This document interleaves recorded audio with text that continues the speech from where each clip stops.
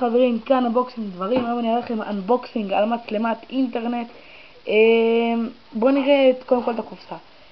אפשר לראות כאן שזה 200,000 פיקסלס, USB פלאש, USB רגיל.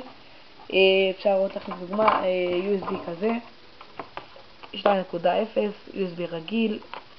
יש סוגים 1.3, יש גם אחד שהוא 3.0. בואו נפתח את הקופסה. טוב, את המוצר הזה הזמנתי מחברה ישראלית שקוראים לה חברה גאדג'ט ליין, אפשר למצוא אותה באינטרנט.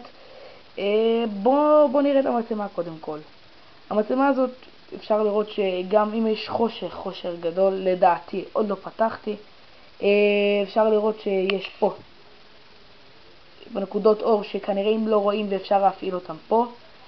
מצלמה 200,000 פיקסלס כמו שאמרתי מקודם, היא מצלמה מפלסטיק.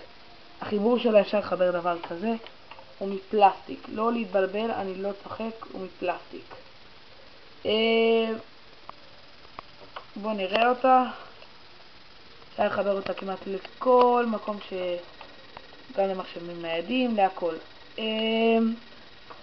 כאן כמו שכולם יודעים, מנמיכים ווליום או מעלים ווליום. את זה חשוב מאוד לחבר לקול, לחיבור קול, כמו חיבור כזה. יש שתי חיבורים, לא להתבלבל, יש כזה ויש את השני. ואת הכבל הרגיל מחברים ל-USB, למקום שחבר USB ל-2.0.